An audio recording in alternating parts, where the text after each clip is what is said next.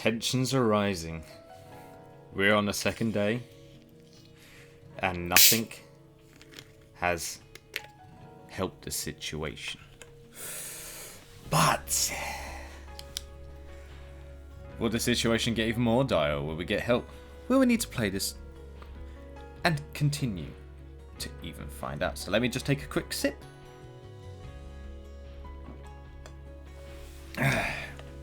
Nice. I will have to say something sad after the announcement, but here we go. Oh, you mean, and welcome, my name is Yuusha Anime, and welcome back to the Fruit of Grisaia. Now, I've got some sad news today. My monocle broke. I know, my freaking monocle broke, so that means now I've got to try and find out how to get a new one. So I'm going to try and see if I can find one whilst I'm out in Japan, but it's made me really sad. Literally just picked it up today and I noticed the chain on it was broken, so it's very sad days, guys. But we will survive, because of course, the monocle will want us to look for quality, and that is just what this game is. So it's already led us to the quality, it's just for us to read it and experience it together. So guys, ikimashouka. As such, experience wasn't exactly of much use here. The majority of the ideas were unrealistic, founded on the assumption the world would arrange itself for our convenience. If anything, it could be called good fortune that a few halfway decent sounding thoughts were mixed in. For example, Sakuma's throwing a cell phone into the sky. However, the majority of these more worthwhile plans had already been tried out by the person who brought them up, all with little success. In this life and death situation, everyone tossed out any idea that popped into their head, grasping at straws in their desperate search for hope. Yeah, the teacher's still there in the background with the student with the broken leg. She survived the night. She survived the night. Shouldn't she be laying down in the tent instead of just being moved right there, now that I think about it? But when someone proposed we capture a bird and wrap up a letter around its leg asking for help, Captain Sakashita finally lost her temper and the sheer absurdity. あなたたち、少しは真面目に考えたらどうなの？そんな、私たちだって必死に考えてその程度なの。小学生だってもう少しまともな意見を口にするわよ。Oh God. それとも何？この次はどうやって鳥を捕まえるかという議題で話し合うつもり？何もそんな言い方しなくたって。ねえ。An idea is an idea. You're all trying to survive. You're just now being a bitch. 確かに。一番必死なのはサトシとかもね。Ah well, I was never monetized to begin with. Ah well. 私たちよりまともな意見があるなら言えばいいのに。Oh. There we go. The stage whispers of her critics naturally reached Captain Sakashita's ears, and they were あな intended たた to. ち、言いたいことがあるならはっきりと言いなさいな。そんな陰口のように恥ずかしくはないの？ Aren't you ashamed? Captain Sakashita's irritated, impatient tone was no different from her usual scoldings during practice. But at that moment, we weren't in that usual situation, tucked away in our safe gymnasium. It was a life or death emergency, and everyone was frantic. At such times, people instinctively seek out someone to rely on. The more desperate the situation, the more we throw aside rank and title and turn to raw competence. Exactly, that don't mean anything in a life or death situation. It felt like many gazes were beginning to concentrate in KAZUKI's general direction. I don't think it was just my imagination. Captain Sakashita seemed to have noticed as well. Swallowed by what looks like an overwhelming surge of irritation, she abruptly grabbed a nearby fist-sized outcropping of rock, then squeezed it so hard her fingers turned white. Well, ain't you an idiot? Because if you start bleeding out and you get an infection, you're done for. This isn't good. We weren't going to achieve anything by continuing this attack on Captain Sakashita, and I think we all knew that. Even so, I understood the temptation to create a scapegoat, the irrational feeling that pushing all the bitterness and blame onto another would wipe away our own shortcomings, as if doing so would save us somehow. For most of the team members, the captain had become the scapegoat, and for the captain, it must have been KAZUKI who filled that role. It's a mutiny! As the main authority figure, our advisor, Mr. Ochi, probably should have interceded by now, but he seemed intent on staying out of the conversation under the pretext of attending to the wounded. He'd never made a habit of intervening in the team's quarrels, so he's not so much of a control freak, he's more of a quiet guy. I think we need to watch out for him. He'd never made a habit of intervening in the team's quarrels, a policy typical of teachers at all female schools, who know full well that a nuisance it is to get caught in the crossfire of a schoolgirl squabble. Oh god, ain't that the truth. His normal approach was to smooth things over with the individuals involved after the fight died down. He was probably assuming that would be enough this time as well. Nope. What should we do? Not that I really have grounds to criticize his passivity. In the end, I glanced pleadingly at KAZUKI out of the corner of my eye, hoping she would rescue us from this ugly situation. I think that would make the captain even worse, but okay. Apparently reading my mind from that small movement. KAZUKI let out a short, resigned sigh, then slowly opened her mouth to speak. その辺にしておきなさい。バカを相手に喧嘩をする人が一番バカよ。その言葉、私に言ったの？それとも彼女たちに？みんなに言ったのよ。Yeah. あなたにはどう聞こえた？ You developed it as an attack on yourself. そういうあなたはさっきからずっと黙っているようだけど、何かいいアイデアはないのかしら？ No. おとなしく救助を待つという提案が一番最初に決まったはずですが。Yeah, you came up with that 何も one. しないでただ救助を待つというの？いつ来るかもわからない救助を。That's what you いつ来る said. かわからないから無駄に体力を消耗したくないのです。 Yeah. There's no point in wasting 幸いなこ energy. とにスオさんのおかげで水源は確保できたことですし、接触すればしばらくは持ちこたえられますが、それとも KAZUKI covered her mouth with her hand and narrowed her eyes in apparent それ amusement. とも以前私が申し上げたように一か八かの賭けに出てあの密林に足を踏み入れて脱出を試みますか？ That's the only other possibility. As she spoke, KAZUKI jerked her head in the direction of the overgrown humid jungle, sealing our only exit from the valley. Even from a distance, the tangled mass of plants exuded indifferent menace of nature. それは。The captain had emphatically shot down this suggestion only yesterday. Overturning that decision now was probably impossible. Oh no. Cold sweat forward up my temples. I watched nervously as the captain's face changed colour to an extremely disturbing shade of red. But in the next moment, KAZUKI shot me a quick, suggestive glance. Oh? Oh, I get it. She abruptly jerked my hand into the air as if requesting the teacher's attention in the classroom. よろしいでしょうか？何かしら、スオさん。やっぱり部長がおっしゃったようにうかつに森に入るのは危険だと思います。それはもう誰もが理解していることよ。ですからとりあえず1週間この場で思いつく限りのアイデアを試しながら救助を待つというのはどうでしょう？どうして1週間なの？この手の遭難事故の場合、だいたい2週間で捜索が打ち切られるそうです。ですから、Yeah. 1週間待ってみて救助が来ない場合は、その時にまたこちらから行動を起こすアイデアを話し合いましょう。それを今話し合っているのでしょ？あなた何を言っているの？ Oh, for fuck's sake. Really, love? Really? それはどうして1週間後にも今日と同じ体力が残っていると思えるのかしら。不思議。なんですって？ I mean, that was a good suggestion, but she's just being a bitch about it. I turned my head slightly to the side and shot KAZUKI a brief glance. Not that she even noticed, judging from her unruffled, perfectly indifferent expression. いや、でも、まあ、つまりはそういうことです。とにかく1週間、思いつく限りの手段で SOS を発信しながら救助を待って、それでも救助が来なかったら、その時の体力や食料事情に応じた対策を話し合いましょう。Yeah.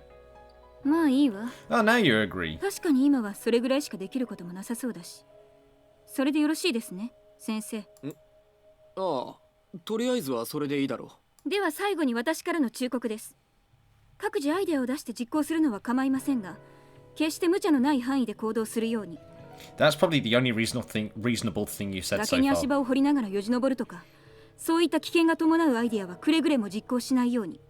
以上。Okay. With those clipped words of warning, the discussion finally ended, taking with it the tension that had hung thick in the air for so long. The rest of the group quickly broke up into their assigned pairs, whispering furtively to each other as they walked away from the meeting place. Of course, I was no exception, as KAZUKI promptly stood up from her seat and made to leave. I chased after her and immediately offered a few words of complaint. Ooh. ちょっと、さっきのはひどくない？ No? あら、何のこと？ I think it また was... 私に重要な発言を丸投げしたでしょ。私、カズキの腹話術人形じゃないんだからね。 Of course, but if you didn't do that, that would have made it even worse and she would have never 変 considered ね it. 私あなたに何か言えと命令した覚えは全くないのだけれど。言わなくてもわかるわよ。それに目で合図したじゃない。ええ、確かに合図は送ったけれど、まさかああも敏感に感じ取ってもらえるとは思ってもいなかったから、私もう嬉しくて。 Oh. 今日は一日ニコニコしていると思うけど、気持ち悪いとか思われないか心配だわ。Oh. なんかいろんな意味で気持ち悪いのは確かね。 Well, the whole situation isn't Amane? nice. 私はあなたがとても気に入ったわ。もし私が男なら間違いなくあなたにプロポーズしているわよ。やめてよ、Okay. 私そっちの趣味ないし。 She said if you was a guy. ええ、大丈夫。私にも今のところそっちの趣味はないから。 I mean, 今のところって oh. Oh. Is she implying there's a chance you'll swing that way in the future? Why do we need to know this information? まあ絶対にないとは言えないわね。だから私の心を先読みして会話をしないでよ。何にせよあなたのおかげで話がうまくまとまったのだから1000の感謝を送りたいわ。はあ、才ですか。そりゃよござんしたね。 Oh, the kansai. それでもやはり残る懸念はあの部長ね。やっぱり私あの子が嫌いだわ。 Oh yeah, she's completely hopeless near enough. She's so dependent on はっきり others 言うな。 and power. 確かにちょっと上から目線が鼻につくけど、基本的に悪い先輩ではないと思うけど。 While her tone tended to be harsh, her directions during practice were appropriate and reasonable, and she cared more about the members of her team than you might assume. Well, yeah, she's taken all the pressure on herself, but at the same time, she's also not looking to actually. She's not providing anything. She's just looking over it all, and she's trying to be high and mighty miss over it, which could actually end up backfiring on her, which it just did a second ago. Currently, she was in a far more taxing situation than captaining a school team could have possibly prepared her for. Taking that into consideration, you could say she was coping fairly calmly. 確かにそうかもしれない。でも仮にも部という一つの組織をまとめる長なのだから、せめてブレインストーミングぐらいは理解していてほしいのだけれど。Yeah. ブレ Brainstorming. Brainstorming. ブレインストーミングよ。 Yeah, brainstorming. Yep. 何それ。 It's also used in business quite a lot, brainstorming. It's literally just thinking up of other possible ideas. So it's literally like everyone else is doing, like the basketball girl who has thrown her phone in the air. She came up with the possible idea of getting a signal, even though the chances of that were very futile, but she still did it. And that is an example of brainstorming. That's looking at the situation you're in, looking at what you have, and looking at the possible things you can do with your own ability. That is the power of brainstorming, is coming up with solutions with what you have at that moment and how you would accomplish it. ググりなさい。 Google.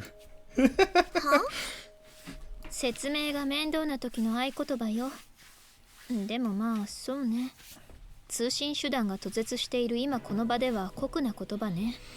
まあ簡単に説明してしまうと4つの原則があるの。Well, it is possible to brainstorm by yourself, but it is usually done in groups, especially if you have ideas and then you try and mesh them together to get like a product idea or a business strategy. 1、決めつけない。2、否定せずに何でも受け入れる。 Yes. 3、とにかく数を出す。4、結合する。 Yes. 以上の4つよ。つまり、どんなにくだらない意見でも否定せずにとりあえず聞いてみて。一見して無駄のように思える意見でも他の意見と組み合わせることで有効な意見にできないかを考える。それがブレインストーミングよ。 Nice. おお、なんか天才っぽい。It's used a lot in businesses and also when it comes to making movies or books. It's used in a lot of things. 茶化さないの。結構真面目な話をしているのだから。うん、ごめん。それで？さっきの話し合いで彼女は他人の意見に否定をぶつけるだけで何一つ建設的な意見は口にしなかったでしょ。そう。例えば火を起こしてのろしを上げるとか、いっそ森に火をつけるとか。そんな意見に彼女は何て答えたかしら。それは確かもう試してみて効果がなかったんじゃなかったっけ。 Yeah, they nearly burned down the forest. のろしの煙は重なった木々の枝で分散されちゃうし、山火事の場合は冬場ならともかく、今の季節は森自体の湿度が高くてジメジメしてるから無理だって。そう。他にはどんな意見があったかしら。次は Yeah, throwing a cell phone. メール送信状態の携帯電話を崖の上に投げ込む。それも佐久間先輩が何度も試して失敗しているわね。他は？ We're really going through all the ideas テ here. ントのシートを材料にしてタコを作ってあげるとか、鳥を捕まえて足に手紙を結びつけるとか。Oh. 何か思いついた？タコに携帯電話を結びつけて空にあげるってどうかな。そうね。 Ooh. 試してみる価値はあると思うわ。Okay, さっ okay. きの話し合いではそんなこと思いつかなかったのに。あれもダメ、これもダメと否定するだけの話し合いに意味なんてないわ。Yeah, that was. くだらない意見もすべて受け入れた上で、その中から複数のアイデアを組み合わせて新しい意見を考える。Yes. そういう発想があれば、あの話し合いも無駄ではなかったはずなんだけどね。どうしてあの場でそれを言わなかったの？ Because it would have been shot down. だって、また余計なことを言って怒られたら嫌じゃない。それに、物の考え方の価値って、人に教わるより自分で気がついた方がずっと高級だと思わない？ Ah, I get where you're going. 例えばタコに携帯電話を結びつけて飛ばすアイデアとか。ええ、そう。そのひらめきが脳を活性化させるの。やっぱりあなたは最初から答えが分かっていて私に思いつかせるように会話で誘導したのね。 Because if you can figure it out, that means everyone else can. そういうものの捉え方は心外だわ。それともあなたは学校で数式を習っても同じように教師に噛みつくの？今の私たちと学校での私たちじゃ置かれている状況が違うわ。何でも教えてくれる人が身近にいると自分では考えることをしなくなる。そういう観点で見れば同じことよ。私、あなたのそういう回りくどいところが少し苦手。 Ooh. 気をつけるわ。 Yep, just be careful. I felt like I was beginning to understand why my conversations with KAZUKI sometimes felt slightly off. The discussions I had with this girl reminded me strongly of a classroom dialogue between the teacher and the student. She never revealed the answers immediately, instead dropping vague indirect hints. She clearly regarded those with no desire to learn as unworthy of her wisdom. But you're willing to listen, that's the difference. In other words, very much like a veteran professor, an aging department with department head with a knowing smile. If KAZUKI deigned, oh my god, that is so, I never used that word. Jesus, if KAZUKI deigned to consider the matter seriously, might she be able to find a way out of this whole mess in the blink of an eye? No, of course not. The more I thought about it, the more these little lessons of KAZUKI seemed like an indirect way of rubbing my nose in my inferiority. The implied message was, you're incompetent. Frankly, it kind of pissed me off. No, it's not. The human heart is a horrible thing, as well as the mind, especially when it comes to thinking one way or another. I know that firsthand, and it is horrid. And since I was really incompetent, I couldn't come up with any biting comebacks, which pissed me off even worse. I had an itching desire to show her up somehow, but what could I possibly hope to defeat her at? No, don't work against her. No, you're going about it wrong, Amane. Ah, right, if nothing else, I'm probably a better cook. Well, yeah, there was a pretty good chance I could teach her a lesson or two in that arena. I latched on to the trifling point of superiority, imagining KAZUKI fumbling around helplessly in the kitchen under my wry supervision. Jeez, you're all thumbs, KAZUKI, and all that. Before I knew it, there was a smile on my face all of a sudden. This aggravating young woman looked like a cute little girl. I was slightly exasperated at my own simple-mindedness. I quickly put the culinary skills in question to use, whipping up our meager breakfast. As Kazuki and I were choking it down, I ended up telling her about that little daydream. その単純さこそが人が自殺をしないためのシステムよ。Ooh. Well, that got dark. She responded with these pretty much incomprehensible sentences that and a gentle smile. The heck is with this girl anyway? Well, whatever. I finished my breakfast. I hadn't exactly filled my stomach and inspired a burst of energy for the day to come, but I nonetheless decided to take a little positive action by proposing the kite cell phone idea to the captain. あなたもなの？どういう意味です？そのアイデアを私のところに持ち込んだのはあなたが初めてではないという意味よ。10分ぐらい前に金田小森のペアが来て試させてほしいって言ってきたの。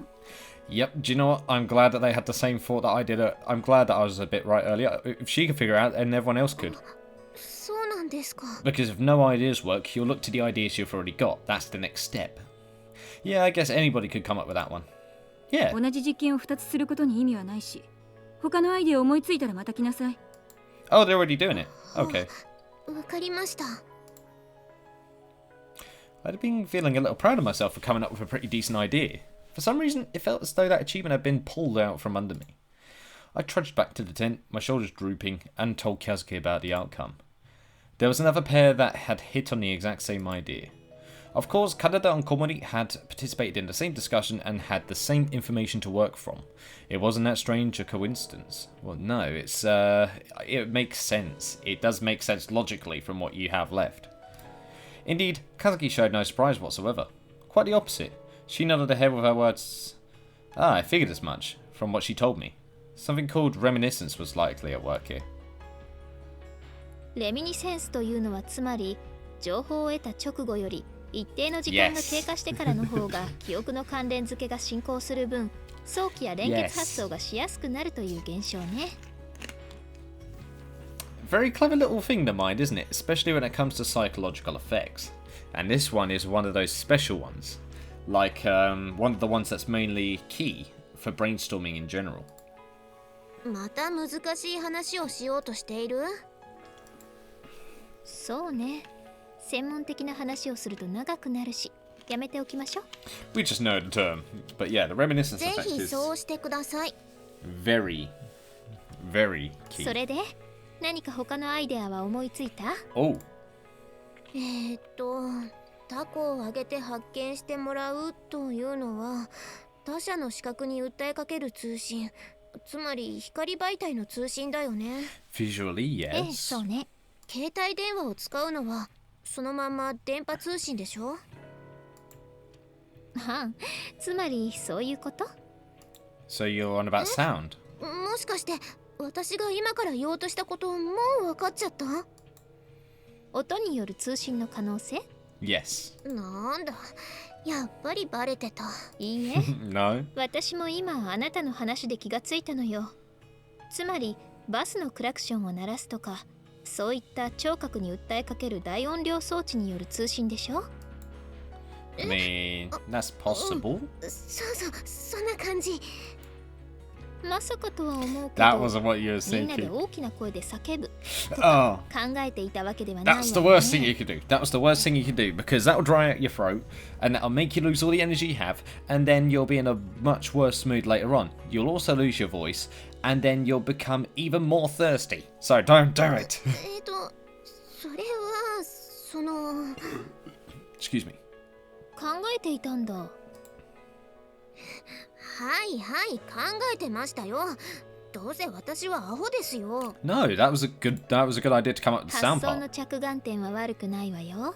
Yeah. 誰かに先を越される前に部長に報告してみたら？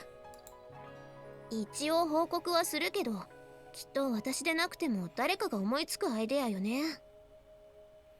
言ったでしょ？ Yeah. そういった小さな発想の積み重ねが新しいアイデアにつながるのよ。 Yes. The more you think up. それはわかるんだけどね。一つ思いついたらすぐに報告ってのもなんか頭悪いかなって。Nah, you're doing だ alright. ったら You're doing もう一 alright. つアイデアを用意したら？ Oh. 例えばそうね、あまり現実味はないけれど発想の一つとしてデジタル通信の可能性とかはどうかしら。 Digital communication. You mean like in intercepting signals or something like that? デジタル通信？例えばそう森に行ってこう長い木の枝を何本も集めてそれを縦に連結していけば理論上は何百メートルだろうと長い棒が作れるでしょ。その長い棒の一端を私たちが掴んで右に回転させれば0、左に回転させれば1とすれば二進法のデジタル信号が送れるでしょ。 So you're on about motion? なんか Y- カズキ You're に on して about は Morse 割と code. バカっぽいアイデアだよね、それ。No. It's not Morse code. It's binary. It's binary code. そうかしら。質量はともかく重量の制限を受けない宇宙空間でなら、タイムラグのない超長距離高速通信に応用できそうなネタだと思うけど。ダメっていうか、宇宙ってなんだろうな。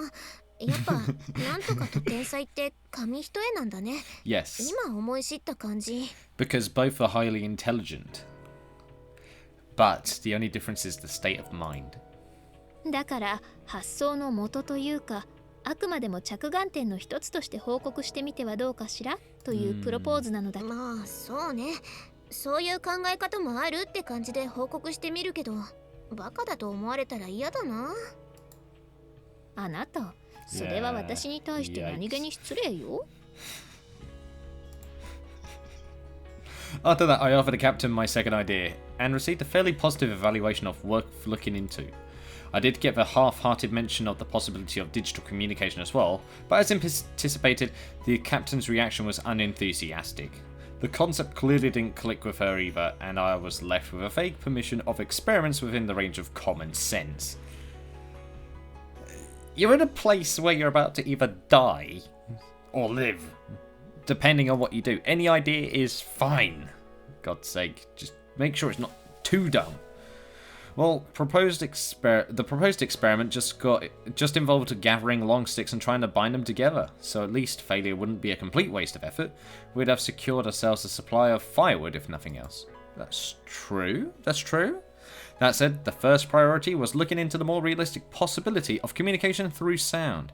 In other words, examining the ruins of the bus and seeing if the horn was still functional. As a matter of fact, I had a bit of knowledge about motor vehicles. Oh, for God's sake, now that I think about it, yeah, she loved her race cars, didn't she? Because that one event at the beach just literally yeets the car around the corner at high speed, near enough killing Michiru. Oh, the poor soul. Or was I in the car? I can't remember. I actually can't remember that episode, but I remember I laughed my ass off at it. I liked cars ever since I was a young child. Back in the day, I loved tagging along with my dad to the market every morning in our mini truck. I guess my somewhat tomboyish fascination with cars amused my dad. He used to let me sit on his lap and drive around and around the place for the fun of it. Of course, I got a little old for that, but I never lost my curiosity about automobiles. I picked up a bit of knowledge about how they function. Crawling through the broken rear window, I made my way into the overturned bus once again. Inside, the smell of leaking fuel had grown noticeably thicker in the air. Oh no. Oh, that could be very problematic. That could catch fire then, possibly, if the wrong thing's done. After slowly and carefully making my way the length of the bus, I reached the driver's seat to find the key still seated in the ignition. Take it out. But the cylinder had been firmly turned to the off position. Come to think of it, that was my doing. When I dragged Mr. Orchi from the driver's seat, I'd found the eerie glow of the dashboard backlight so creepy that I immediately switched it off. Oh, this could be risky. Clutching the key tightly, I said a small prayer to no one in particular. Then twisted it to on. The dashboard sprung immediately to life, and I heard the distinctive stirring of the fuel pump motor. Apparently the battery was still alive. Must have been a dry cell. With the vehicle sideways like this, the liquid electrolytes would have leaked out of a wet battery. I was tempted to keep turning the key to start, but the engine was probably a lost cause. I'd just be wasting precious battery juice in the attempt. First off, I was I was here to test whether the horn was operational. I gave the center of the steering wheel. There we go, it works. The steering wheel a light push with the palm of my hand, and a surprisingly loud blast of sound rang through the air. よかった。まだ鳴る。 I wonder how many of the other students had a heart attack. At a sudden sound, everyone in the valley turned as one to stare in my direction. For the moment, I'd confirmed the horn was operational. Now we had to consider how to make effective use of it. Just blasting away aimlessly would run down the battery quickly, so it seemed necessary to discuss how and when we should utilize it. Turning the ignition back to off for now, I cautiously made my way back out of the bus. Okay. クラクション使えるみたいね。 Correction.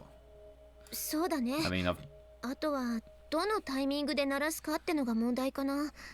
いくら鳴らしてもそれを聞きつけて救助を呼んでくれる人がそばにいなければまるで意味がないし。yeah, there'll be no point if you just wasted all ま the ずは battery. 音という要素を一つ確保したというところで満足するべきね。 Yeah. それをそのまま使うのか、それとも他の何かと組み合わせて使うのか、その辺は今後考えていきましょう。 I turned around and looked up in the direction of the road. At a guess, it was perhaps 200 meters distant from the bottom of the ravine we were trapped in. The sound of our horn would probably carry that far. But how are we supposed to know if someone was up there at any given moment? That was the biggest problem with this idea. From that distance, a car could be rumbling fairly noisily down the road, and we likely wouldn't notice it. I couldn't immediately think of anything other than the passive strategy of honking the horn at regular intervals, in the hope of a coincidence. I mean... 捜索隊のヘリでも飛んできてくれれば分かりやすいんだけどな。 Yeah, that would always be very ヘ nice, リコプタ especially ーだ in these. と逆に自分の出す音が大きすぎてこちらの出す音に気がつかないんじゃないかしら。 Oh yeah, sorry if you hear me rubbing the fabric on my trousers and that lot. I've got work later on today, so I'm wearing my work clothes. So yeah, I'm just getting all the little bits of muck off it. そうか。あ、音がダメなら光はヘッドライトを取り外して空に向けて点灯してみたらどうかな。 So at night time. いいアイデアだとは思うけど。 But will it work? Turning back and following Kazuki's gaze, I quickly discovered why she had trailed off mid-sentence. After tumbling down a slope of 200 meters in length, finally plunging into a pit-like valley, the bus resembled a gigantic piece of gun chewed up and spat out by a dinosaur. The roof was caved in, the windows were all broken, and the headlights and turn signals were no exception to the general rule, so they're already broken. Everyone was smashed beyond repair. ダメか。 But it was a good 室内 idea. 灯とかテールランプの一つも生き残っていれば何かの役に立つかもしれないし調べてみましょう。 Yeah, that's a good idea. Yeah, I agree. そうだね。 Kazuki and I divided the job of searching the wreckage of the bus for potentially useful items, but the noticeably important things had already been carried out. The only new discoveries were a few discarded magazines and a slightly dirty blanket that had been used as cushioning in the luggage compartment, as well as a small metal box containing a bare handful of tools, and a single fire extinguisher probably designed for use against vehicle fires. Well, if it isn't for that, I don't know what it's for. Nothing to write home about, in other words. But you found a few more bits, which means that your possibilities can go up. I had tried to go in without much in the way of expectations, but there was definitely a part of me clinging to the faint hope of discovering something. An armful of canned food in some unexplored nook of the luggage compartment would have sent me back to camp jumping for joy. When that hope was dashed, the disappointment hit me much harder than I had ねえ expected. カズキ、私たちどうなるのかな。その質問今日だけで4回目よ。そして私は毎回同じ答えを口にしている。なるようにしかならないし、なんとでもなるから今はただ希望を捨てずにできることをしなさいだよね。 Yeah. 分かってはいるんだけど、どうしてもね。 It's just the way it is. If you keep on asking the same question, you'll drive yourself mad. For now, we simply do what we can. In those words, there was a slight glimmer of optimism, the suggestion that at some undefined later we would escape. But the vague hope was too slippery to cling on to. I couldn't see anything but overwhelming, unpredictable reality. The anxiety and uncertainty was almost too much to bear. It felt as though someone had suddenly dropped an enormous whale in front of me and told me to fillet it with a single fruit knife. Okay, somebody's got to tell the director of Fruit Ninja to just chill a little bit. Holding back tears, I was thrusting my tiny blade into thick, unyielding blubber, tormented by a sense of futility, doubtful I was accomplishing anything at all. Just waiting for someone to tell me it's impossible. Just give up. Those thoughts are the worst to have, especially in very, very grave situations. So, I understand the concerns with this one. It's... As much as we look at it from outside of this and we're reading it, it's still like we have to read it like with the characters seeing it from their point of view, which is the only way I can see this as. Like, this is a really, really unfortunate turn of events. So, when you're thinking, like, is there anything I could do, and keep on thinking that, you'd feel better to just be told to give up, for the reason being that it's like, at least I have some clarity. And that's why Kazuki's doing the right thing by saying what will be was what will be, so that she can still think up possible ideas. It's great. In such a situation, I couldn't help but sink into pessimism and passivity. Is help coming? When will they arrive? What if they never find us? Can we possibly escape on our own? Can we possibly survive this? I knew full well that anguishing over such unanswerable questions accomplished nothing, but before I realised it, they were oozing out from the dark corners of my mind. It's like a plague. Is this another one of those involuntary psychological defense mechanisms designed to push us through life? Yeah. When I see Kazuki, she shook her head and told me flat out, no, that's probably just your personality. Oh, never mind then. I'm staying out of that one. Eek.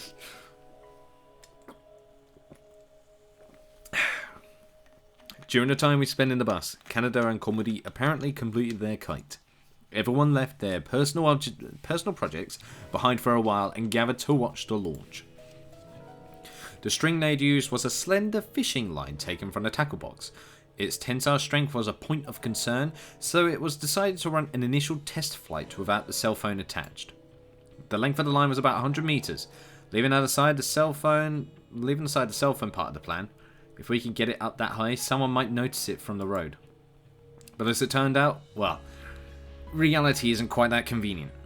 It was, after all, a kite made by a bunch of amateurs from Ruff's visual memory. Where did I get survival from? That wasn't even in there. What the hell, me? There wasn't any realistic chance it'll soar beautifully into the sky. After many failed launches, the makeshift kite ended up crashing into the ground and falling to pieces. To be perfectly honest, everyone gathered there had been more or less expecting as much from the very start, even the girls who constructed it. The failure didn't inspire any wailing or gnashing of teeth. Well, if you do that, then you'll be stuck on it. You won't think of anything else, so that's a good thing they didn't.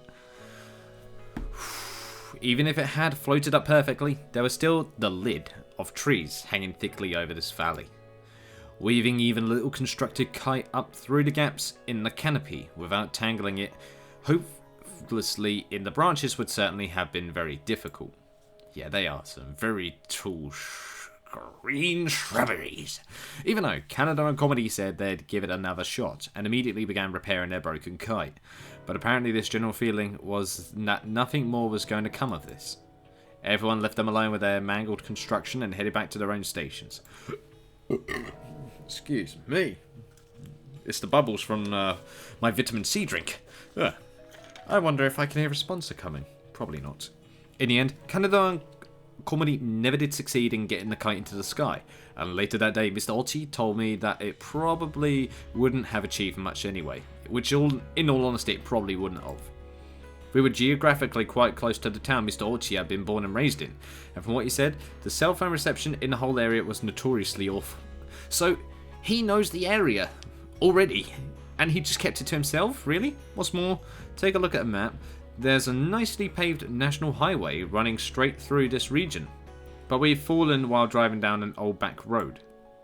Apparently it was in frequent use when Mr. Ochi was a student here, but nowadays almost no one takes it without some specific and compelling reason. He'd chosen it as a detour, concerned about traffic on the highway heading home. You dickhead! God damn it, you... he couldn't have predicted this, in all fairness, so... Unfortunately, the entrance to the road was narrow and inconspicuous, and because of the poor condition of the surface, it was sealed off every time heavy rain fell. As a result, the traffic was extremely light. In the first place, we wouldn't have plunged off the road if there had been a proper guardrail on that tight curve. Right. Even if we got the cell phone well above the cliff, there's a good chance it wouldn't pick up signal because it's notoriously awful. I thought we should probably pass on this information to Kaneda and Komori, who were even then absorbed in repairing an almost certainly useless kite. When I suggested as much, however, KAZUKI frowned and told me to let it be, because if you tell them to give up now, they'll think about giving up in general and not do anything. Rather than wasting effort onto a losing bet, wouldn't it be more effective to have them trying out something else? No. This is their psychological way of saying we want to do something. Let them do it.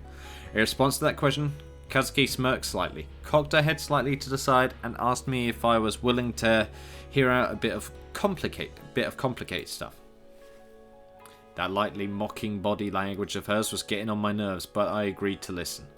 After stressing my request for the clever and concise version, of course.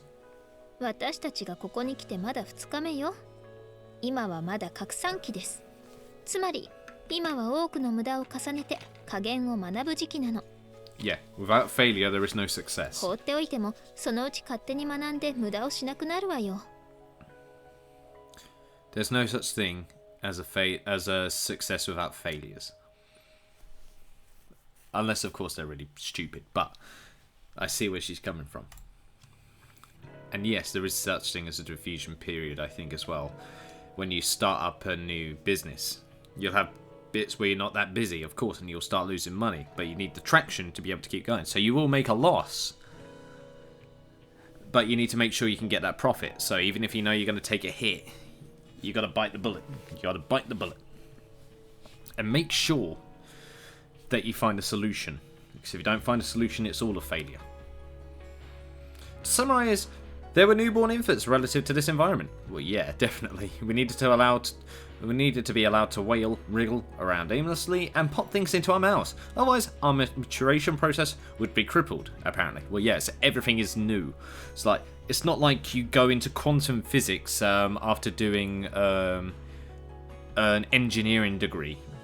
It's like if somebody with an engineering degree went to study quantum physics. Would they understand it straight away? No, of course not. I sort of understood what KAZUKI was getting at, but when I thought about how those two would feel when they discovered their hard work had been in vain, I couldn't help wanting to let them know. I think they already know. Turning my back on KAZUKI, I walked over to Kaneda-senpai. She was perched on a moderately sized rock, her brow furrowed with earnest concentration as she tried to untangle a complex clump of fishing line. Huh? まあ知ってたよ。 Yeah, see, they already know. Kaneda received my hesitant advice with unexpected composure. 佐久間先輩からそんな話は聞いてたしね。 Yeah. 佐久間先輩から？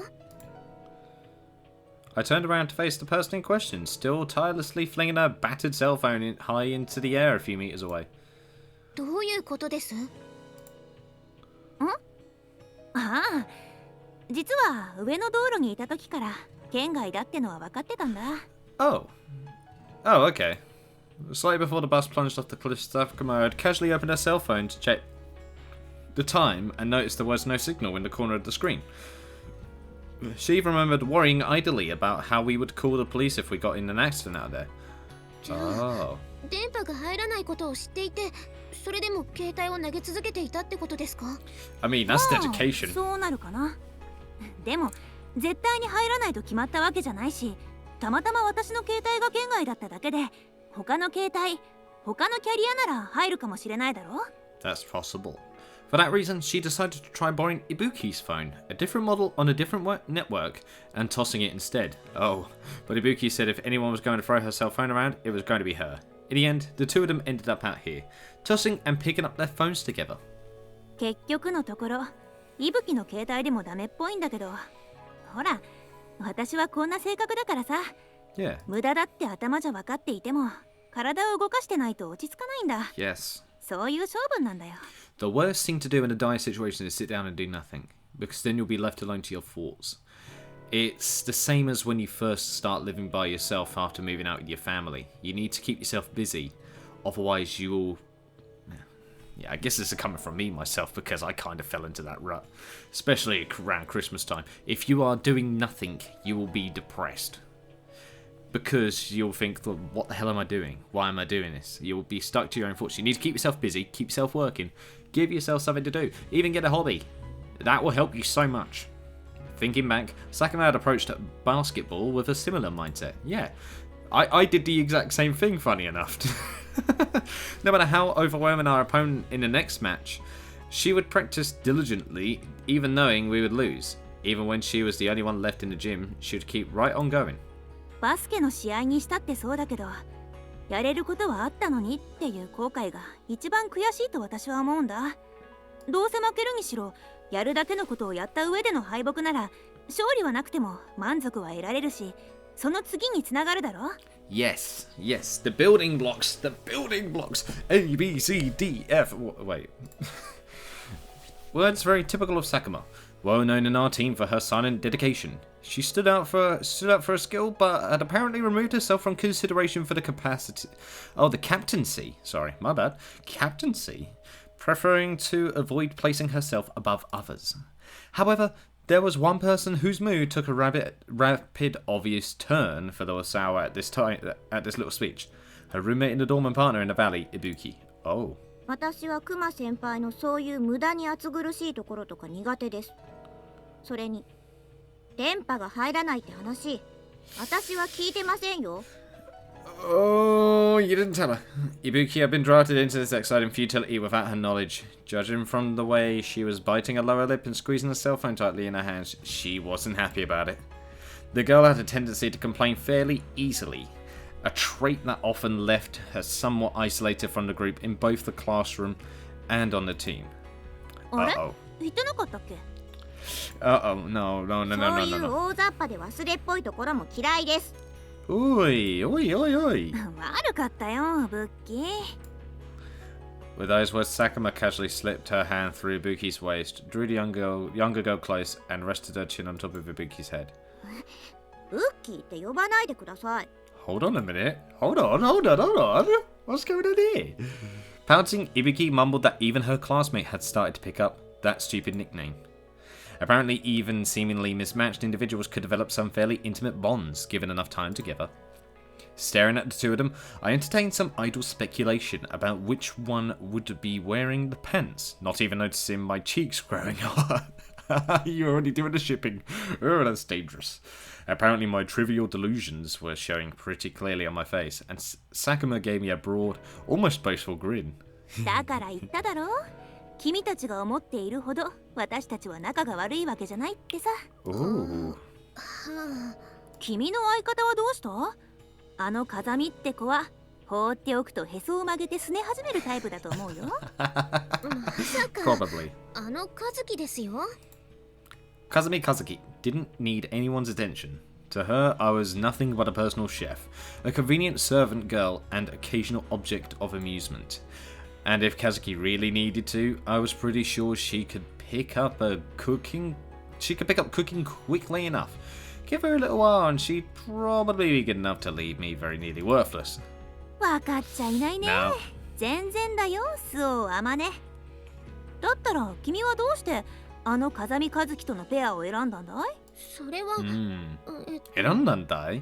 Oh yeah, that reminds me. When I was speaking to somebody here in Japan, they laughed because I said "Sonan this guy" by mistake. I didn't realize it, but it turns out you only usually say the "ai" at the end of the sentence when you're speaking to somebody of a different generation. That's what a Japanese person told me here. So I never noticed that, but it's quite interesting to know that. Pick her? I didn't really have a choice in the matter. As for why things turned out that way, it was probably because we both realised I was the only person on the team capable of putting up with that fiercely unique personality of hers. じゃあさ、風見に同じ質問をされたとき、こう答えてみればいいよ。Ooh. As Sakama leaned over to whisper in my ear, I caught a strong whiff of the refreshing citrusy scent of her body. The way her breathing tickled my ears as she spoke didn't help either. I froze stiff as a statue, unable to really focus on processing the meaning of her words. それでバッチリ。風見が君のことをどう思っているかはっきりとわかると思うよ。でも強い言葉だからあまり頻発しない方がいいと思うな。Yeah. それが私からのアドバイス。Yes. If you use those words too much, they'll lose power and meaning. はあ、さようで。I didn't really get it, to be honest. It felt like the most likely outcome would be Kazuki laughing in my face. Then again, it probably couldn't really hurt to give it a shot sometime, if I happened to remember.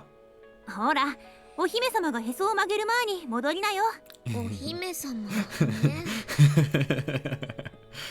Not that I found Sakuma's theory particularly convincing, but I did decide to head back in search of Kazuki.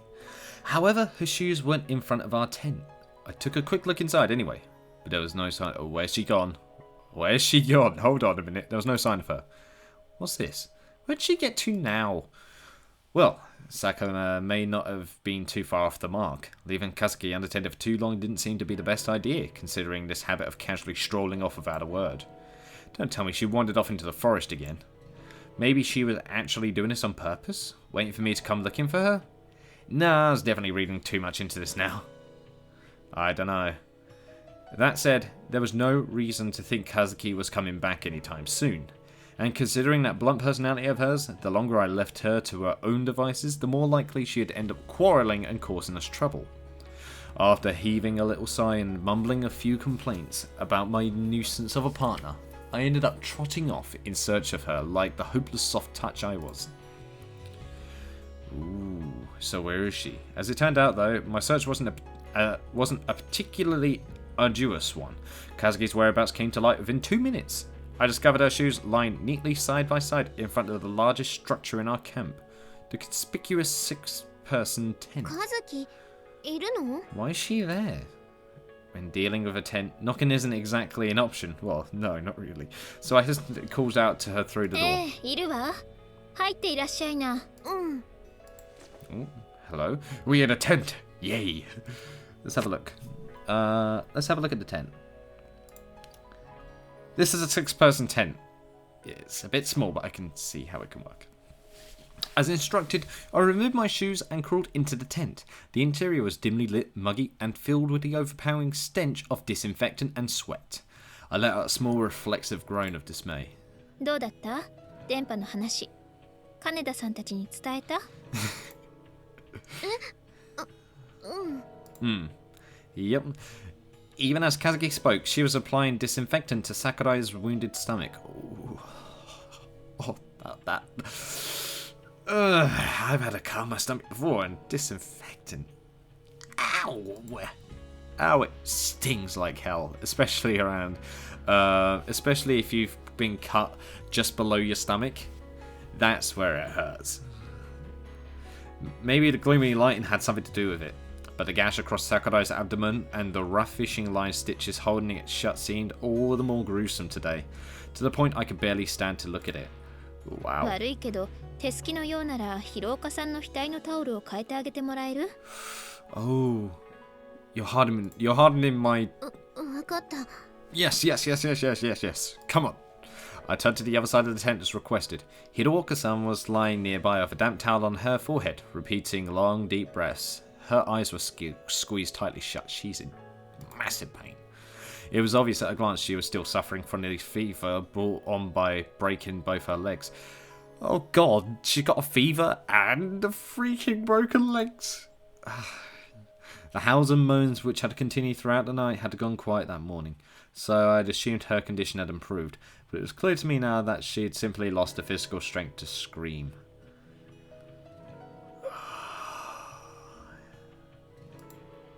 Hiroka san, 大丈夫?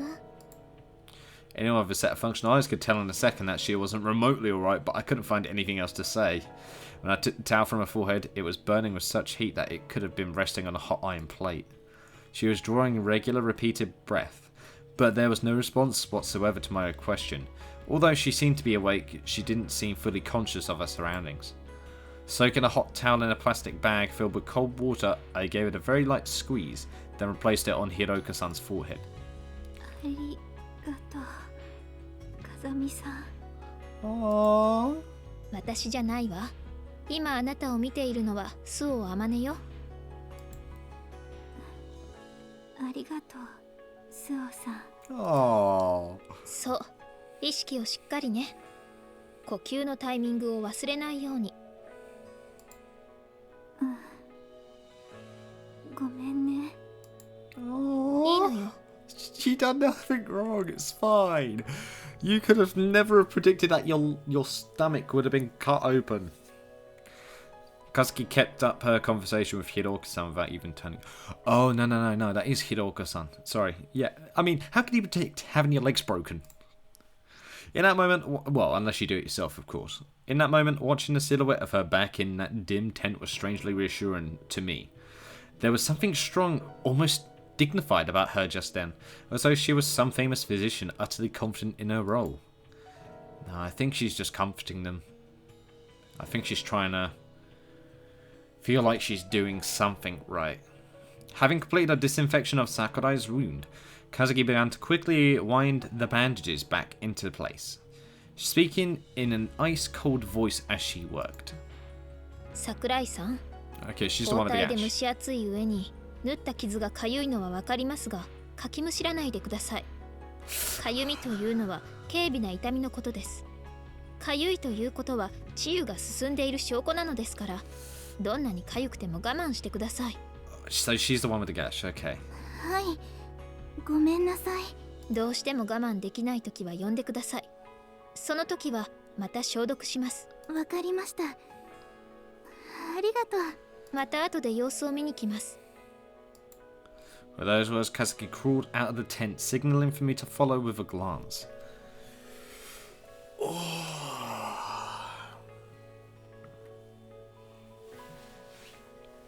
But the legs. The legs. Having broken legs sucks. Not that I've broken one, but I would know it'd suck. 包帯を洗いに行こうと思うのだけれど、私はうまく手が使えないから、あなた付き合ってもらえる？うんそれは構わないけどじゃあ行きましょう。 I caught a quick glimpse of long strips of cloth, not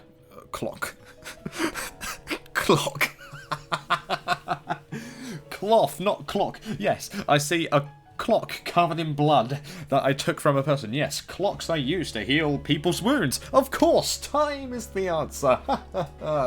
Well done, me. You're an idiot. I caught a quick glimpse of the long strips of cloth blackened with blood in Kazuki's hands, presumably Sakurai-san's old bandages. But in the next moment, she turned her back on me and abruptly began to walk off. What was this? She seemed to be in something of a bad mood. Unfortunately, it was a little difficult to tell for sure in Kazuki's case, as she was more than a bit brusque at the best of times. 広岡さんと桜井さんの状態はどうなのか。 Yeah, we already know that was what we was thinking. それが聞きたいんじゃなくて、うん Bad. できれば彼女たちには聞かれたくないの。移動しながら話しましょう。 Yeah. 分かった Well, that explained the sudden exit. Yeah, because you would have asked that right then. Kazuki's estimate of the medical situation wasn't as pessimistic as I had feared. Sakurai's abdominal laceration was apparently healing relatively steadily. Oh, okay, so that's actually good. The larger problem was Hiroka-san and her fractured legs. Although Kazuki had straightened her legs, pulled the bones into place, and fixed them with makeshift splints, the blazing fever that accompanied the injuries showed no signs of receding. Hiroka-san wasn't exactly what you'd call robust or sturdy to begin with. At present, she'd weakened to the point that her body was incapable of accepting the nourishment it needed to heal. So, broken leg girl is most likely gonna die very soon. They tried to feed her a light soup, even crushing the small chunks of potato with a spoon to make them easier to swallow. But after swallowing a mere 3 mouthfuls, she insisted she was completely full. And continuing to feed her regardless only resulted in her vomiting back the entire meal. それでも安静にしていれば少しずつ回復に向かうとは思うけれど She'll need constant 難しいわ watch. ね。 She'll need constant watch for that. 時間がかかるってこと？ The 1 week timer, right? それもあるけれど薬が絶対的に足りないわ。 Our only source of medical supplies was a single first aid kit we kept on hand to treat scrapes during practice, and we're still trying to keep people alive with just that. Although we were well stocked in band-aids, disinfectant and pain-relieving patches, we lacked antibiotics to prevent lacerations from festering and drugs to bring down the agonizing inflammation caused by bone fractures. 彼女たちは自分たちが集団の中で負担になっていることを気にしているわ。 Yep. In a dire situation, that is what an injured person would think. Because they've got all the attention that's been taken away from what could possibly help everyone else get out, so they feel like that a burden. Yeah. Even I hate わざ saying とら that. しく優しく接すると彼女たちの自責に拍車をかけかねないからできるだけ自然に接してあげた方がいいわ。 Yes, interact with them as normally as possible. That's the only thing you can do, because if they notice you're trying to treat them differently, they will think that they are then becoming a nuisance. And that would explain why she seemed oddly impassive back there, I guess. Well, I had to admit, it would probably be exceptionally creepy to have Kazumi Kazuki of all people treating you with tender compassion. Hold on a minute. It's better than having no one to treat you, and she has more knowledge than everyone else there, so I think they would welcome any help that they can get. それであなたの方はどうだったの？ Oh? 携帯電話の電波が入らない可能性があることを金田小森のペアに伝えに行ったのでしょ？ Oh yeah, that's right, we did.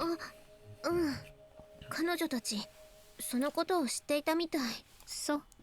That's actually 無駄 good. かもしれないと分かっていても他に何もすることがないし可能性もゼロじゃないからって、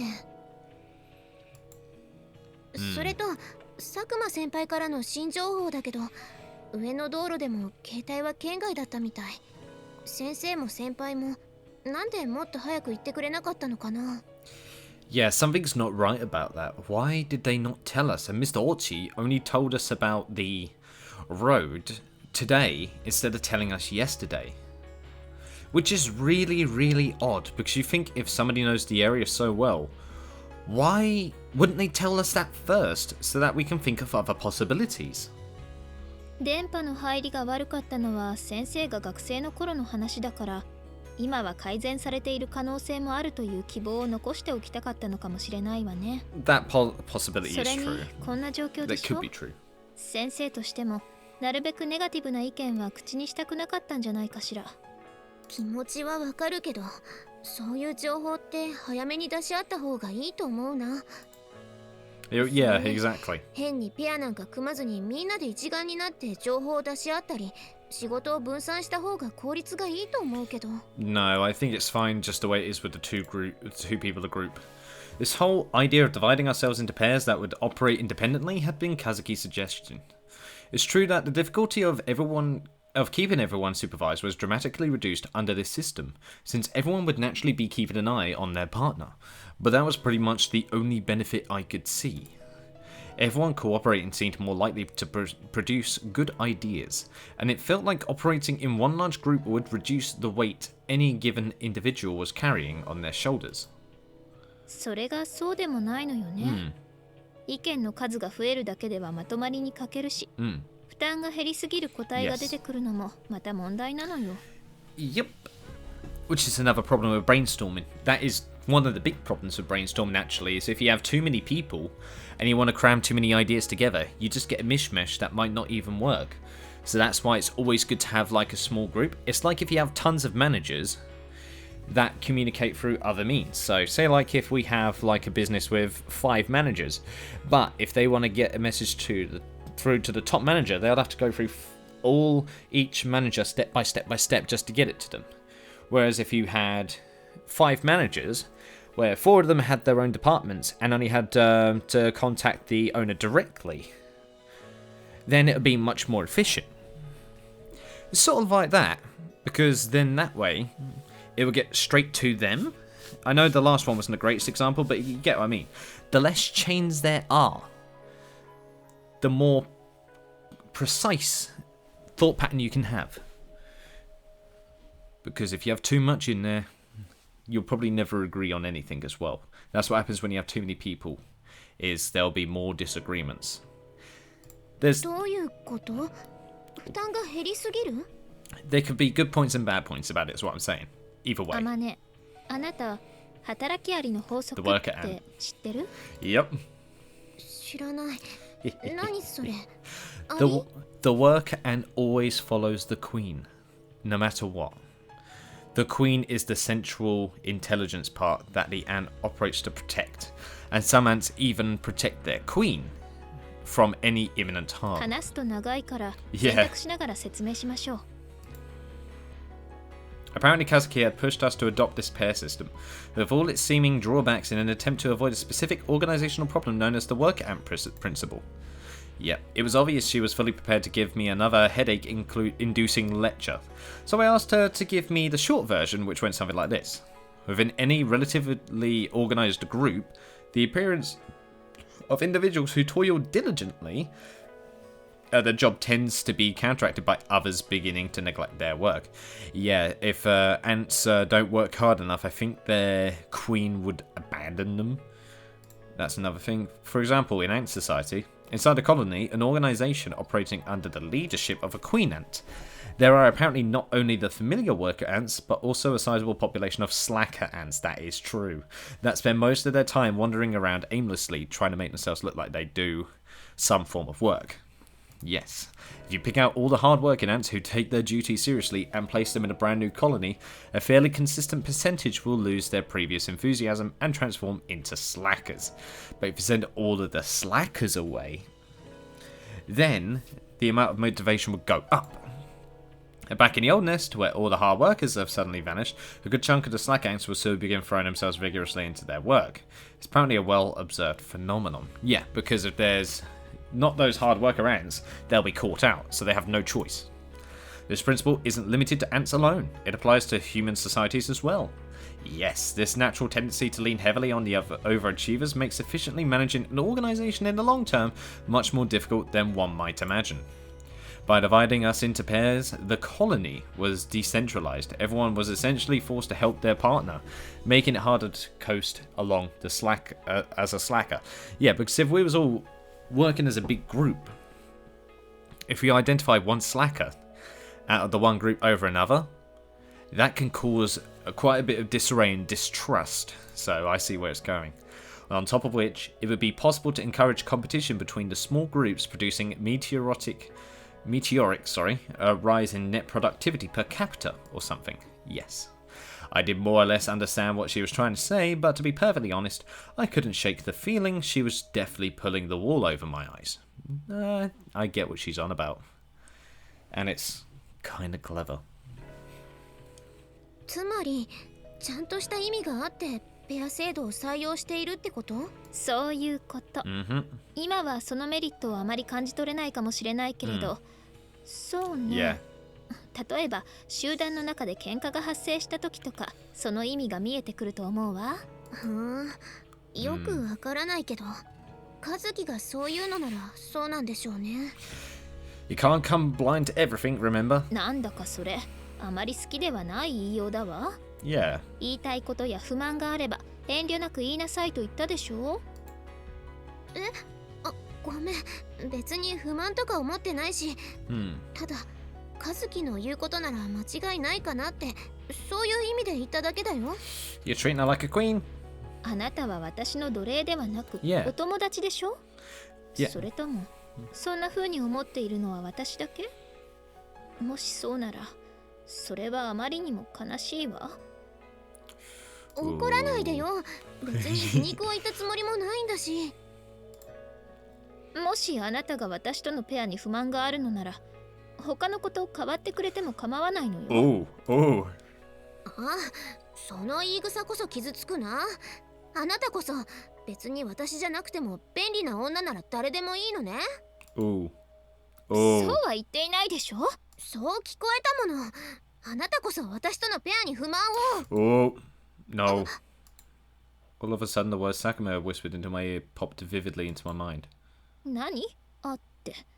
だいたいあなた、どうして私とのペアなんて受け入れたの？ Oh! She predicted this.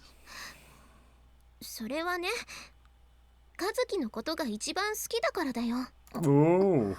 Oh. はい。 There we go.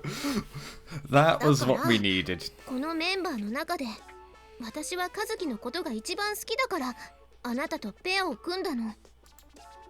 ああ、そう。That caught her off guard. 私のこと好き？ 包 Ooh. 帯を洗わなきゃ。Huh? What? Was this really happening? Kazuki flustered with embarrassment? And May said, Sakuma-senpai, it really worked. I'll give a testimonial for your infomercial. ねえ和樹、私のこと好きなんでしょ？それも大好きなのね。うるさい。私は今忙しいのよ。くだらないことを話している暇があったら手伝ってほしいのだけれど。ああ、ごまかした。図星なのね。図星とかそういう、どうしてそんな言い方をするの？言わなくてもわかることでしょ。 Oh? 和樹。 Oh, this is adorable. I love this. She was so ridiculously adorable. Yeah, exactly. That I just couldn't help myself. Sneaking up behind Kazuki, I gently rested my hands on her shoulders, then leaned forward and nuzzled my nose against the back of her head. With a hysterical little shriek that could only be described as alarmingly out of character, Kazuki jerked forward, lost her balance, and pitched face first into the marshy stream. Oh. あなた、自分には同性愛の趣味はないって言ってなかったかしら？いや、ないけどさ。でも今はそれも悪くないかなってちょっと思ってる。そう、あなたと。Oh, well then. This went that direction. Oh. うかつだったわ。いい？あなたが今感じているその感情は吊り橋効果で説明ができます。落ち着いて、もう一度自分の中の感情を整理してみましょう。 Sorry about the suspension bridge effect. Ain't gonna cut it this time. 服濡れちゃったね。脱がしてあげる。いや、落ち着いて、そこを動かないで。それ以上近づいたら悲鳴をあげるわよ。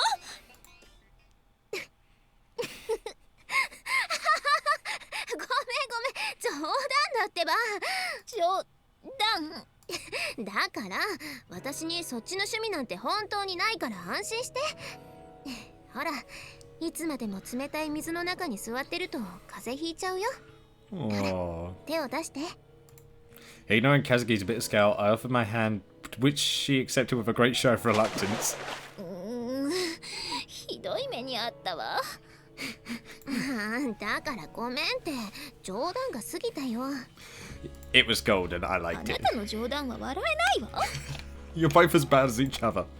おお、和樹の口からそんなセリフが聞ける日が来るとは長生きはするもんだよね。言ってなさい。私をいじめると夜中にお化けが来るんだから。 Innocent young ladies hum. One of these nights have been. Oh wow. やめてよ。夜おトイレに行けなくなっちゃうじゃない。You're gonna have to そもそ accompany もここには me ト now. イレなんてないわよ。機嫌直してよ。ね。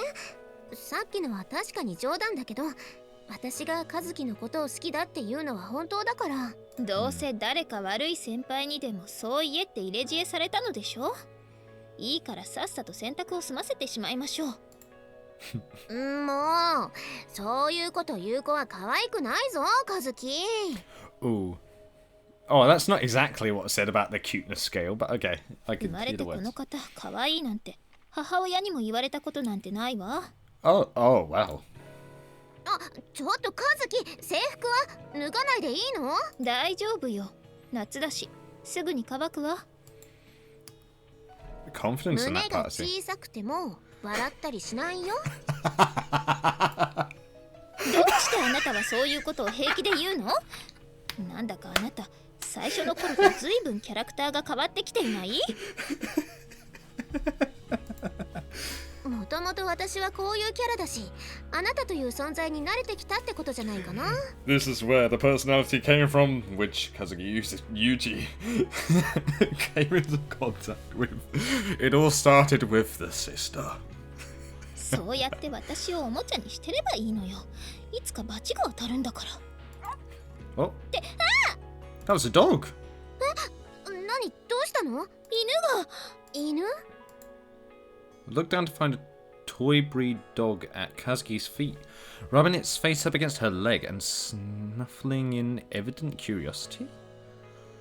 Why is there a dog here? Hold on. これって小森さんの飼っている犬？そうみたいね。Oh, so someone else has already been here. But why? 何？和樹って犬が苦手なの？そうじゃないけど、急に茂みの中から飛び出してきたからびっくりしたわ。Oh, it's literally like one of those moving toys. Okay. 飼い主は？小森さんはいないの？この子一人でここまで来たのかな？そうみたいね。喉が渇いているみたいだから水の匂いをたどってここまで来たのかもしれない。 That's possible. そっか。じゃあちょっと待ってて。今お水汲んであげる。But やめた方がいいわ。 wait, what? どうして？この手の品種改良が施された小型犬は内臓が弱いことがあるし、飼い主の許可なく生水をあげない方がいいわよ。 Yeah, that's true actually. Jesus Christ, I forgot そう that. なんだ。でも私昨日からここのお水ガブガブ飲んでるけど全然平気だよ。 I used to have a dog, but he wasn't a small dog. But I remember my mum mentioning something about that after we had him for about a year or so. So I completely forgotten about that. Jesus. あなたは見るからに健康だし、生水ぐらい全然平気だと思うけれど、この子は見るからに繊細そうだから、一度煮沸してから飲ませた方がいいんじゃないかし Yes, ら。 boil the water to get rid of all the bacterium. その言葉何気に傷つくぞ。キャンプに戻れば煮沸済みのお水があるから、それをあげましょう。我慢できる？ Although it almost certainly didn't have the first clue what Kazuki's word meant, the little dog responded with a high pitch. Okay, it's actually not a toy like I thought it was at first. It's actually a walking, living dog. そう、いい子ね。 Good doggo. 嘘。和樹って犬と会話するキャラ？あのね、 The dog 私だっ whisperer. て一応そういう女の子らしい一面だってあるわよ。まあわかるような気もする。 Kazuki did seem likely to turn into one of those hard-working career women, the hard-assessed middle manager in a pantsuit who ends up blazing right past marriageable age without sparing the time for men. Yeah, she does have that kind of energy. And this was exactly the sort of dog she'd be keeping in her apartment to help distract her from the loneliness of her. Oh, what a freaking statement. Oh, that hurt me. Working like a maniac during the day, cheering at her male underlings at every opportunity, earning the intimidated awe of the other women, getting herself the ignominious title Tyrant Queen of the Office, then rushing home to her apartment at night, greeting the fluffy ball of fur waiting at the front door with a sugary mummy's home poopsie or something. Then proceeding to pamper it with gourmet meals, maybe even dressing it up in little sweaters, keeping up a simpering stream of baby talk all the while. 今私あなたのリアルな未来を少しだけ想像してちょっと涙が出そうになったわ。そう、一体どんな未来を想像したのか詳しく聞いてみたい気もするけれど、聞かない方が心の健康には良さそうね。 Probably best to do that. とりあえず包帯も洗い終わったし、戻りましょうか。この子も飼い主のところに連れて行かないといけないし。 With those words, Kazuki bent down and scooped up the dog, playing at her feet into her arms. あ、和樹片手じゃ大変でしょ？ワンちゃん私が預かるよ。そう、じゃあお願い。 Oh, it doesn't like me. あれ？なんか嫌がってる？ほらワンちゃん、こっちおいで。どうしたの？ Doesn't like あま me. ね、あなた犬に嫌われるタイプ？おかしいな。そんなことないと思うんだけど。っていうか逆に和樹はどうしてそんなにその子に懐かれてるの？前からお友達？ Of course not. いいえ、小森さんが犬を飼っているのは知っていたけど、見たのは初めてだし、名前だって知らないわ。I didn't even know she had a dog in the first place. Komori's love for dogs was well known among the team members. And wait, why didn't she... Oh no, she's dead. Never mind. Never mind. Yeah, Komori died, I think. Komori's love for dogs was well known amongst the team members, and I had heard about her puppy. This is my first time seeing it as well. Komori had been so anxious and lonely at the prospect of being separated from her dog during the sleepaway training camp that she ended up smuggling it in with her. At the playing meeting before the trip, she timidly tried asking the captain for official permission to take her pet along as a companion, but naturally the answer was a curt school trips are not your personal vacation. But Komori simply couldn't bring herself to leave the puppy behind. In the end, she decided to hide the animal in her sports bag, then apologised once we arrived at the campgrounds and the deal was done. この犬なんて種類だっけ？マルチーズ？シーズーでしょ。 Oh, a Shih Tzu. あなた、小型犬は何でもマルチーズに見えるの？だって小型犬なんてマルチーズかチワワぐらいしか知らないもの。あとトイプードル？ Toy poodles, どうでもいいから、この子を受け取ってよ。結構重いわ。いや、分かってるんだけどね。When I reached out toward the dog, the tiny dog bared its fangs and gave a sharp bark of warning. She says he really doesn't like む me. っちゃ嫌われてるんですけど、なんで？何か悪いことでもしたの？この子の餌を盗み食いしたとか。Wait. Wait. In one of the bags, did Komori stash some food away from the dog for the dog? 和樹、あんたもしかして私を食いしん坊キャラにしようとしているの？ Nah, I'm thinking it's something else. If anything, dogs tended to like me, and I didn't remember mistreating this animal in the 5 minutes I'd known it. It almost felt like, rather than having a problem with me in particular, the dog just didn't want to be carried by anyone other than KAZUKI. もしかしてこの子、和樹のことを群れのボスだと思ってるんじゃない？はい？ Probably. ああ、犬は飼われている家の中でボスを決めるっていうあれのこと？ I would say that's the only thing that makes sense in this situation. この子は群れのボスを本能で嗅ぎ分けてるんじゃないかな。それがどうして私なの？私より偉そうな人間なんて他にもいるでしょうに。Well, yeah. それ素で言ってるから和樹ってすごいよね。何が？ The dog seemed to have recognized KAZUKI as the alpha of the pack. Not the captain, not our teacher. Titties don't mean much to an animal, but they're sensitive to confidence, pride, and bossiness. Wow, you're just really going to bash her for having small tits. That's brutal. Damn, girls are vicious. And to be honest, I don't think that there were many people who could compete with KAZUKI or on any of those fronts. とにかくこの犬は私が連れて行けばいいのね。まったく飼い主は何をしているのかしら。 Oh, no. Kunori is still alive then. Sorry, my bad. In the next moment, as if to answer KAZUKI's mild mutters of complaint, we heard the panicked voice of a girl in question. Yeah, there we go.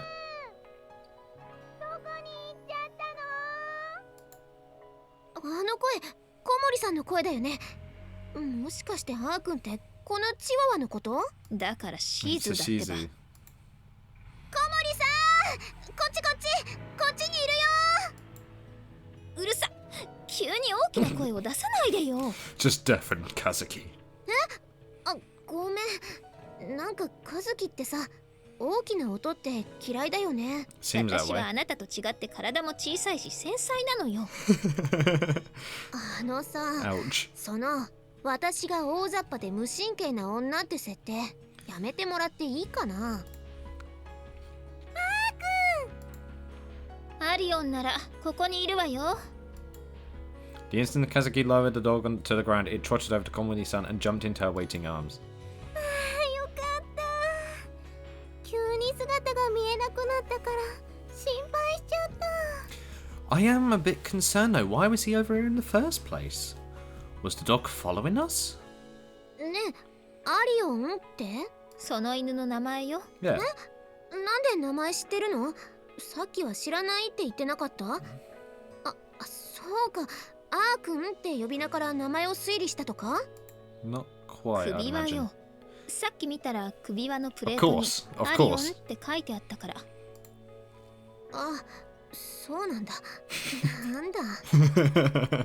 Well, it was a normal way to find out a ね name. いくら私でもあーくんからアリオンを推理するのは無理だと思うわよ。あまり私を超人だと思わないでね。Yeah, she's not an all-powerful being. なんか和樹の場合、その人の好きな数字を聞いただけで、その人の人生を10年先まで言い当てそうな気もするのよね。あなた、私のことを妖怪か何かと勘違いしてない？いや、さすがの私もそこまでは言ってないけどさ。 Well, no, but still. That said, if someone were to tell me they'd seen her brewing potions in a cauldron by moonlight, I don't think I would have dismissed the story out of hand. Do you know what? Now I think about it, her long white hair reminds me of the character in Sabbath the Witch. I'm sorry if some of you guys were interested in possibly of me doing a let's play of that, but I've already played all of the games, so I already know the story and everything. So sorry about that if you were thinking about that as a future let's play, but it was good. It was funny as well. 見つけてくれてありがとう。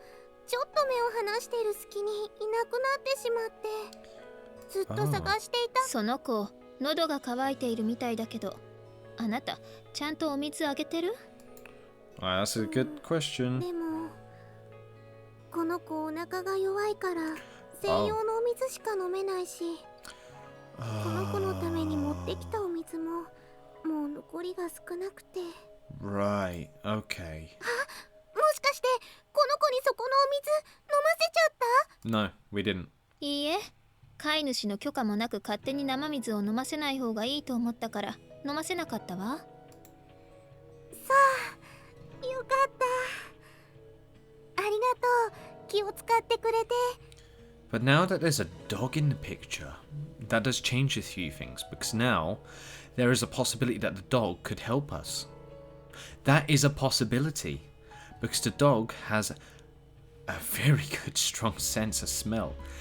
So if the dog was able to find some sort of scent or pick up something that could probably lead to a way out of here, that would be amazing. いいのよ、私も犬は好きだし。可愛い子ね。男の子？ Oh, you look there too. そうなの。この子のお母さんっていうのが去年のドッグショーで国内2位になったダイアナで、お父さんが。 So, yeah, it's a dog show. It's a dog show dog. Okay, so it's a show dog. Crap, this seems like it's going to last a while. For the disinterested layperson listening to the prideful boast of a dog fancier, sheer agony. Yes. Actually, now that I think about it, I did actually see a dog show that happened here in Japan, in the shopping mall I was near. But it was fairly short, and they were all small dogs. Every single one of them was small dogs. There was no big dogs, there was just small dogs. And one of them peed on the rug. It was kind of amusing when it happened. Well then, how can I make my escape? Maybe I should just counterpunch and start lecturing these two about the relative merits of the TE-27 and 510 Bluebird. But as I was idly pondering these matters... Oh, a helicopter. Right. From the sky above the quiet forest, the usually silent but... From the sky above the quiet forest, usually silent but for the cries of birds and the whispering of branches, there came a short but distinctive sound of propeller blades tearing through the air. 和樹！この音って That's a helicopter! ヘリだよ。ヘリコプターの音だ。戻ってみんなに Come on, come on, we got time. Where is it though? We broke into a desperate run, carrying our necks to watch through the sky through cracks in the trees. The sound of the helicopter's rotor blades grew louder by the second. Soon even the howling of its turboshaft engine was perceptible through the din. Oh wow. Knowing that it was coming closer by the moment, we couldn't help but shout pointlessly for their attention. When we reached the camp, everyone had already gathered underneath an opening in the canopy, waving their arms furiously. They shouted to the sky.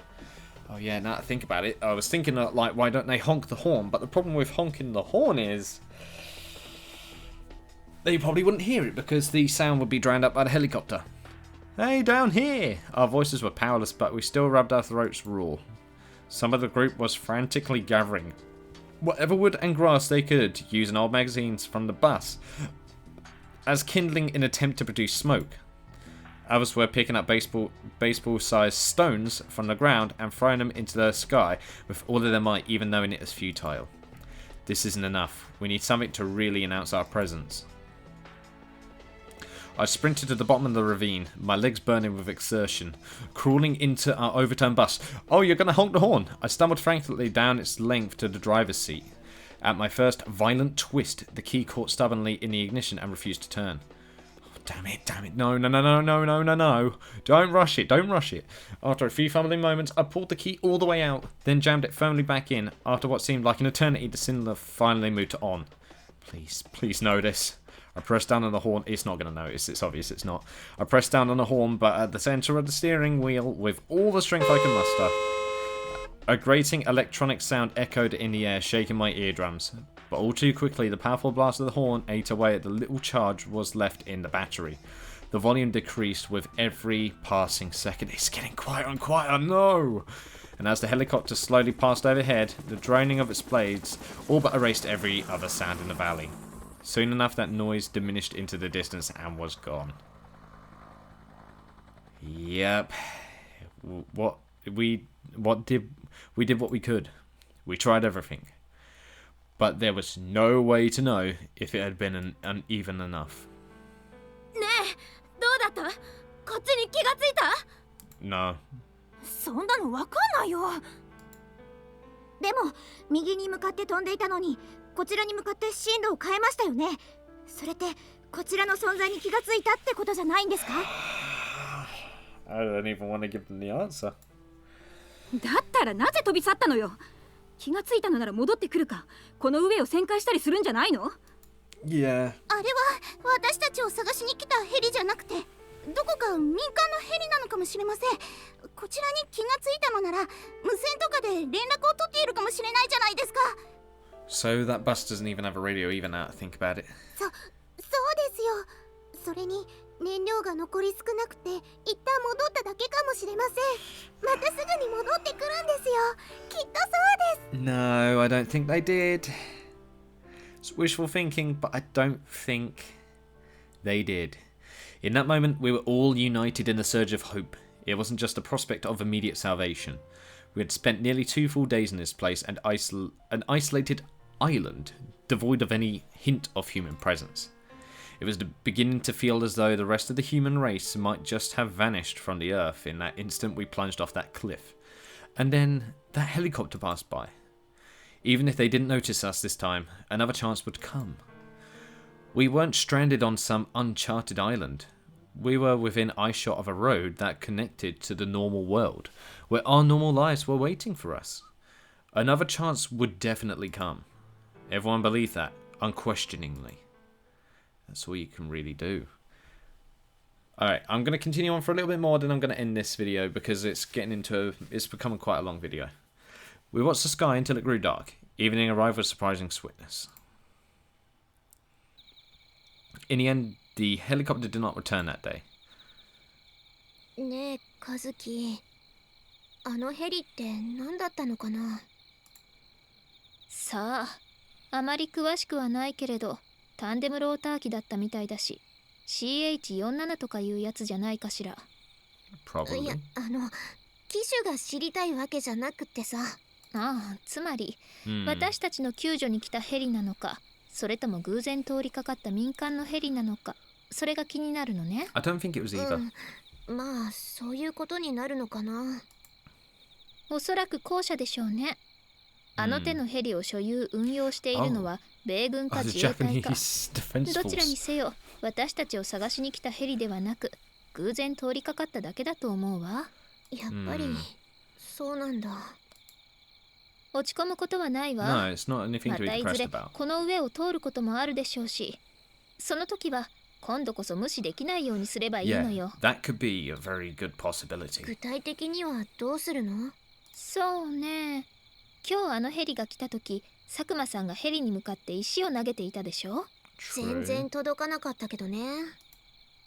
だから次の機会までに森で木を切り倒して投石機を作りましょう。 Make a どうせなら catapult. 人が投げられないぐらい大きい岩を飛ばしてぶつけてやれば嫌でも気がつくんじゃないかしら。 I don't want to destroy it now. そんなのもし本当に当たったら墜落しちゃうんじゃん。好都合じゃない。撃墜すれば墜落機を捜索するために何機もヘリが来るわ。全部落としてやりましょう。 I see your だ thinking. から落としてどうするのよ。助けてもらおうよ。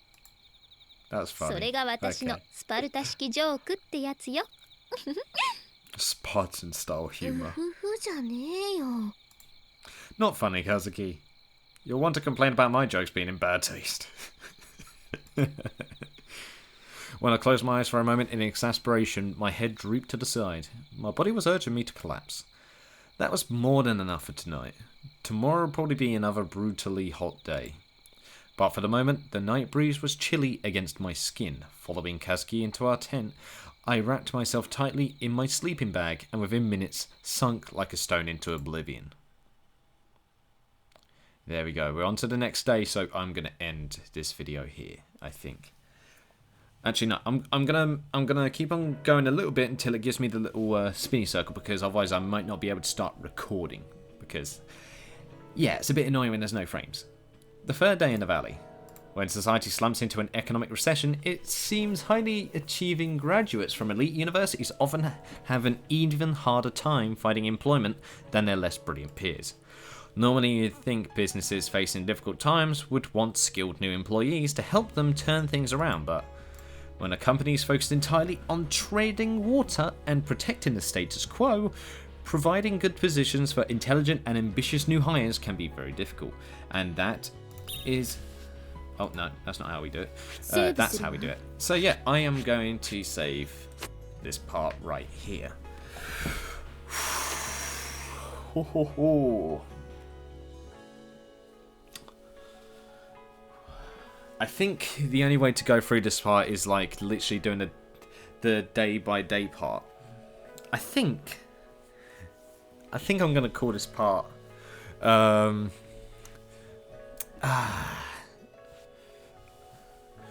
don't know what I'll call this episode, but I'll think about it later on. Anyway, that will have to conclude this part of the Fruit of Grisaia. I know I'm going to be speaking less and less throughout these parts, but to be honest, I am intrigued to see how this is going to turn out.